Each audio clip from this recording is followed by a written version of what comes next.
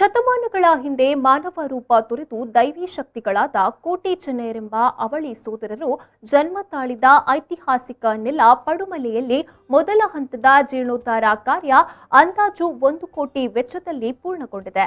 April 22ರಿಂದ 24ರವರೆಗೆ ಕೋಟಿ ಚೆನ್ನಯರ ಜನ್ಮಸ್ಥಾನ ಪಡುಮಲೆಯಲ್ಲಿ ಜೀರ್ಣೋದ್ಧಾರಗೊಂಡಿರುವ ಈ ಸಾನ್ನಿಧ್ಯ ಸ್ಥಳಗಳ ಬ್ರಹ್ಮಕಲಶ ನಡೆಯಲಿದೆ.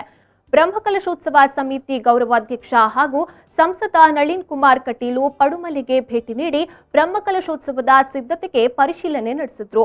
ಈ ವೇಳೆ ಪಡುಮಲೆ ಕೋಟಿ ಚೆನ್ನಯ್ಯ ಜನ್ಮಸ್ಥಾನ ಸಂಚಲನ ಸೇವಾ ಟ್ರಸ್ಟ್ನ ಅಧ್ಯಕ್ಷ ಕೆ ಹರಿಕೃಷ್ಣ ಬಂಟ್ವಾಳ, ಮಾಜಿ ಶಾಸಕ ರುಕ್ಮಯ್ಯ ಪೂಜಾರಿ, ಪ್ರಧಾನ ಕಾರ್ಯದರ್ಶಿ ಸೀತಾರಾಮ ರೈ ಕೆದಂಬಾಡಿಗುತ್ತು, ಶ್ರೀ ಕೂವೆ ಶಾಸ್ತಾರ ವಿಷ್ಣುಮೂರ್ತಿ ದೇವಸ್ಥಾನದ ಪ್ರಧಾನ ಅರ್ಚಕರಾದ ಮಹಾಲಿಂಗ ಭಟ್ ಹಾಗೂ ಮತ್ತಿತರರು ಉಪಸ್ಥಿತರಿದ್ದರು.